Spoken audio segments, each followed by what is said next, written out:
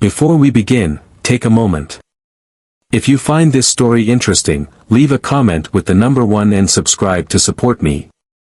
But if it's not quite your style, comment with the number 2 so I can improve and do better next time. Your feedback is my greatest motivation. Them Dao Viet Lai Day Du Jup Min. That night the electricity went off. The home was plunged into silent darkness. With a towel around my body I groped my way into the bedroom. In that quiet William the First believed I had reached my husband's bed. I called out quietly many times and received no response. I softly stroked his shoulder, but then a powerful force pushed me down into the bed. William pulled me down, his hot breath blowing across my skin. In the darkness all of my senses appeared to be heightened. I could feel the warmth in his body and his powerful but yearning moves. A sense of timidity and trembling went throughout my body like an electric current flowing down my spine. The way he caressed me, the way his body crushed against mine seemed to draw my entire mind into a hazy zone where I could only feel and hear my heartbeat. ISTR. Uggled, somewhat wanting to say something, but the words remained lodged in my throat. That was also the point at which I was introduced to previously unknown band stories. Secrets were progressively loosed, drawing me into a whirlpool of emotions, remorse, and connections that should not exist at all. Began on that fateful night. Hello everyone, my name is Sophia and I am a 30-year-old lady with modest hopes of having a happy household. My life has been full of ups and downs and tough decisions, but I feel I found my destiny when I met William the First. I'm currently living with him, a mature guy over 50 years old, and Luke, his son, who turns 24 this year. This is the family I've always wanted to establish. William is a man who simply by being with me provides the safety and calm that I have been seeking. Despite being almost 50 years old, he retains his calm serenity and deep view on life. Years of being a single parent have taught William a special patience, and I can feel his unbounded love for his family. William not only really loves me, but he also strives to be an excellent husband and parent. He frequently cooks in his leisure time, cleans the house, and even recalls my little interests such as my Ike for hydrangeas or my fixation with old films. This makes me feel more valued and cherished than ever. Lucas, William's stepson, is another individual who impressed me. Lucas is already 24 years old and has a lovely look as well as an impressive height and muscular build. He is a young man full of vigor who is considerably more mature than his age. When I first moved in with Lucas I couldn't help but fear that he'd feel distant or have trouble accepting a stepmother. In stark contrast to that concern, Lucas was extremely personable and likable. He constantly kept a courteous demeanor, even calling me Sophia in a loving tone to bridge the space between us. I was overjoyed during my first few days living with this modest household. In the morning the entire family gathered at the dining table. William frequently prepared coffee for me, and Lucas never forgot to assist me in making breakfast. The lively jokes during the lunch reminded me how fortunate I was to be a part of this household. In the evening we'd relax in the living room and tell each other about our days. Lucas would discuss his job and future aspirations, and William would grin and listen to his son with pride in his eyes. Looking at I felt the familial connection I had always desired. William was always willing to assist me in acclimating to my life. He was not hesitant to express affection in front of his kid, such as holding my hand every time we watched a movie together or gently adjusting the scarf on my shoulder when it was chilly. These tiny things made me feel cherished and safe. I was also relieved that Lucas didn't feel uneasy about our closeness. He even joked that Dad had finally found someone who understood how to handle this grouchy old man. As the days passed I kept convincing myself that I had found the proper spot to stop William and Lucas. Made me feel like I was part of a real family with constant love and care, but gradually a sense of unease began to emerge inside me. At first I couldn't think of a name. It was simply that when I was alone my heart felt heavy, like there was something wrong. I attempted to avoid it, convincing myself that I was probably simply fatigued or stressed from my new life, but as me passed that feeling got stronger, like if something inside me wanted to erupt and be freed. One afternoon while killing time on Facebook, I came across an article discussing the physiology of men and women in marriage. Every phrase in the essay seemed to resonate with me, explaining precisely what I was going through. The essay discussed the changes in married life as personal times grew less calm. It shows that a lack of closeness can not only dull a relationship but also cause unstable emotions, unnamed anxieties. Reading this I was amazed. It turns out that was the source of my uneasiness. Sensations. William and I have not shared any intimate moments in a long time. We still love and care for each other, but the deep physical connection has faded, swept away by the rush and bustle of life. William was at work in the evenings. I would bury my head in books or talk on the phone to fill the gap. We spoke and discussed that day, but there were no more intimate gestures like previously. After reading the essay, I concluded that it must be the case. Perhaps my discomfort stemmed from a lack of familiarity with William. Thinking about this, I decided to make a change and talk to him about it. I wanted to restart our relationship and relive the happy times we spent together. That evening I prepared more meticulously than usual. I picked a light silk outfit that was not overly fussy but still high glided my femininity. My hair was beautifully brushed and lightly fragrant with the perfume William had complimented me on. Standing in front of the mirror, I adjusted every detail while taking a deep breath to relax down. I felt apprehensive and a little concerned. Will William grasp what I am saying? Would he think I was being too demanding? When I walked into the living room, William was seated on the sofa reading the newspaper closely. When he noticed me, he looked up a little shocked, but then smiled. You look beautiful, he murmured, his earnest tone touching my heart. I sat down next to him and tried to strike up a conversation. We began by talking about lighter topics such as the day, his work, and little details about the home. However, as we chatted, it became increasingly difficult for me to address the primary issue. When William noticed my uncertainty, I gathered my strength and quietly stated, William, the first want to tell you something. I believe we have grown recently, more remote, not emotionally, but in terms of intimacy. I believe it's been a long time since we spent any quality time together, and I think it's impacting me. Maybe you feel the same way we do, but we haven't said it. William remained silent. For a minute, his eyes softening, he put down the newspaper and turned to face me. Sophia, I understand what you are saying. Actually, I can feel it too. Work has been really hectic recently, and I may have accidentally missed key tasks. I apologize if you feel unwanted or underappreciated. His remarks helped me feel better. The atmosphere between us seems to get warmer. William grasped my hand with honesty. Yes, I know we should spend more time together. I value what we have and do not want to lose it. That night, William and I made love. He was sweet and compassionate, just like in the beginning when we were still deeply in love. I felt the connection return, and I assumed the sense of fear and ease in my heart would go away. But after it was all done and I lay back on the bed looking at the black ceiling, that emotion lingered scorching in my heart. It seemed as if something profound had yet to be settled, a missing piece that kept me from feeling entirely at ease. I could not comprehend myself. Hadn't I covered the intimacy I sought? However, dissatisfaction persisted as an undertone in my thinking. I glanced at William, who was fast asleep with a tranquil expression on his face, while I continued to toss and turn. Only then did I realize that the difficulty wasn't just in the physical distance between William and me. It was something deeper, something within my psyche. There was still a growing, difficult to define void, and I wasn't sure how to fill it. Not wanting to dwell on it any longer, I entered the bathroom and let the warm water wash away my anxieties. When I finished bathing, I felt a slight lightness, as if I had released some invisible weight. Wrapped in a towel, the lingering scent of shower gel made me feel somewhat more at ease. But as soon as I stepped into the corridor, the power cut out. The entire house was swallowed by darkness. The air around me felt heavy, suffocating in its silence. Even the nightlight in the room flickered out, leaving me in complete blackness. I paused for a moment, feeling the chill in the air on my damp skin. My hands searched the walls for support as I groped my way toward the bedroom. William, I called softly. But the house was too quiet. Only the faint whistling of the wind outside broke the silence. I reached the bed and, sure enough, I could feel William lying there. I stepped closer, sat down at the edge, and reached out to touch his shoulder. But before my fingers could make contact, a sudden force yanked me back down onto the bed. William, I exclaimed in surprise. But my voice was quickly smothered by his hot breath against my skin. In the pitch-black room, all my senses seemed to awaken.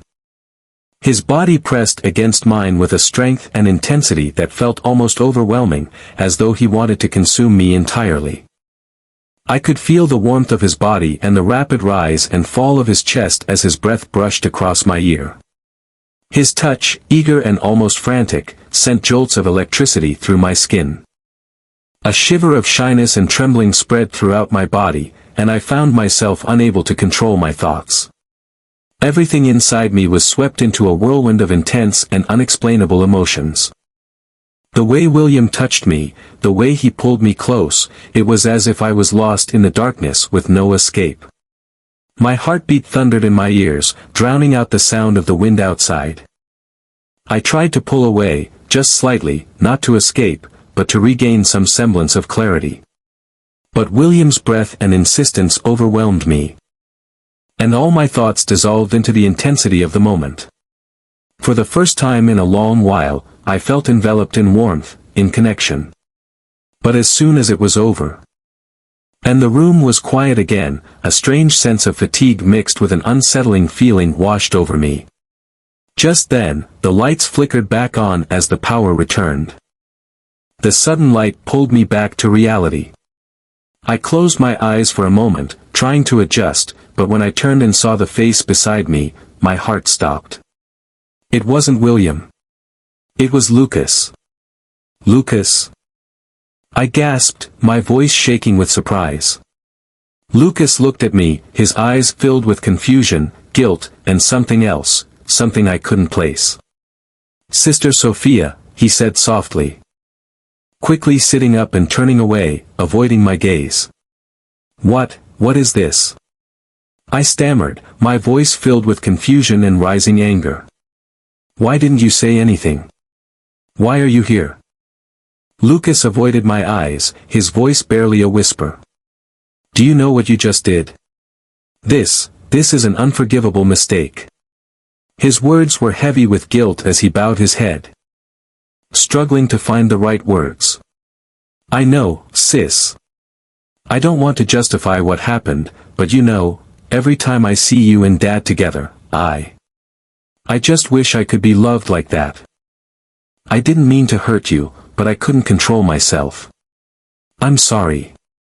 A flood of emotions surged through me, confusion, anger, pity. "Lucas, I'm not the one who can fill that void in your life. I understand how you feel, but this isn't right. It can't happen again. Do you understand?" Lucas looked up at me, his eyes filled with guilt and despair. "I understand, sis. I'm so sorry.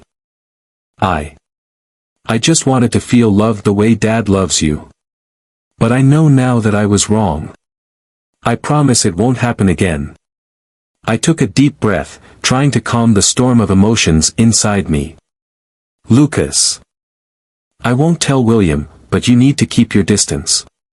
You can't hurt anyone like this again. Do you understand?"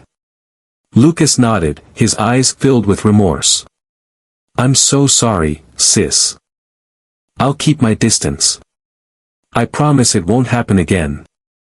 I turned and left Lucas's room, my heart heavy with a mix of emotions I couldn't quite process. When I closed the door behind me, it felt as though all my strength had drained away. I collapsed in the hallway, sitting with my back against the cold door, my head in my hands. The images of what had just happened replayed in my mind like an endless loop. I couldn't escape them, and I didn't dare think too much about what had just transpired. The guilt weighed on me, pressing on my chest, making it hard to breathe. I couldn't understand how it had come to this. In that moment, when I didn't realize it was Lucas, I had let myself be swept away. Part of me wanted to disappear, to escape the mess I couldn't control. The image of William, the man who had always trusted me, flooded my mind, and guilt surged within me. How could I have let this happen? How could I have let my own weakness and Lucas's lack of control destroy everything we had built? I hugged myself tightly, my shoulders shaking as I stared blankly ahead, unable to focus on anything. How much time passed, I couldn't say.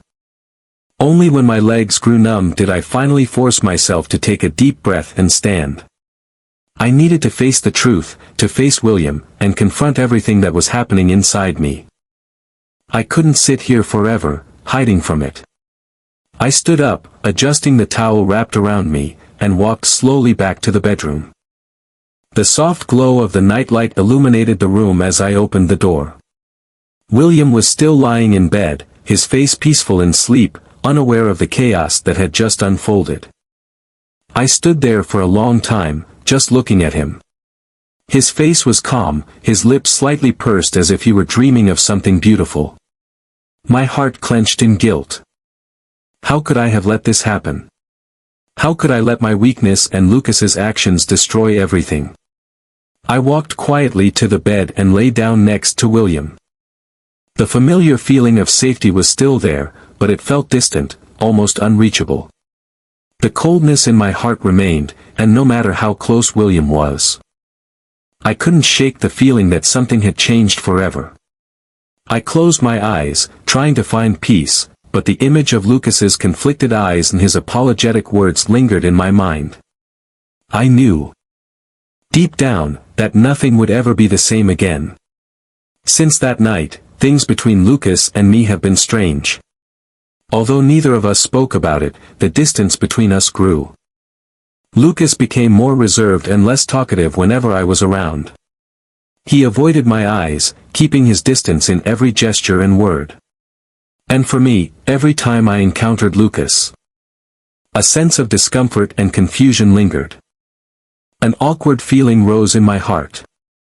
I didn't know how to behave or what to do to make everything return to normal. But perhaps that was impossible. William still didn't know anything. He still loved Lucas and me as usual, but I knew that both Lucas and I were desperately trying to hide our mixed emotions. Family meals became quieter. The playful banter between Lucas and me had vanished, and the atmosphere in the house felt heavier. William seemed to notice the change but never asked, his confused glances directed at both of us. One morning, as we sat down for breakfast, Lucas suddenly paused, placing his cup of coffee down on the table. His expression was more serious than I had ever seen, drawing both William's and my attention. "Dad, Sophia," Lucas began, his voice calm yet determined. "I've thought a lot about this, and I want to tell you about a decision I've made." William lowered his fork and knife, looking at his son in surprise. "What do you mean, Lucas?" he asked. Lucas met his father's gaze before turning to me briefly. "I think it's time for me to leave. I need a new environment to learn and grow. I feel like I can't continue here," he said, his words leaving me speechless. Even though he hadn't explicitly stated the reason, I understood what he meant. A wave of emotion surged through me, but I forced myself to stay calm. William frowned, clearly confused. "Leave? Where do you want to go? You're doing well at your current job." "I found a course in another city," Lucas explained evenly, though his eyes were strained. "It's an opportunity to develop my skills further. This is a decision I've thought about carefully. I need space, and I think it's best for everyone." I bowed my head, unable to meet William's or Lucas's eyes. His words felt like a sharp blow of guilt. William sighed, his voice low as he finally nodded. "If that's what you want, I respect your decision. But remember, this house will always be here for you." Lucas gave a small, heavy smile. "I know, Dad. Thank you, and thank you too, Sophia. I'm really sorry if I've caused anyone any trouble with my decision." I looked up, trying to find strength in my voice. "Lucas, if this is what's best for you, then I just hope you find what you're looking for. I wish you all the best." Lucas nodded, his eyes briefly meeting mine before he turned away. The day Lucas left, the house felt quieter than ever.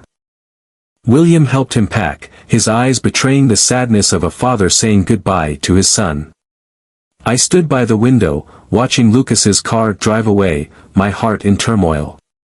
At that moment, I realized that his departure wasn't just about his future, it was also a way for him to escape the feelings he shouldn't have had.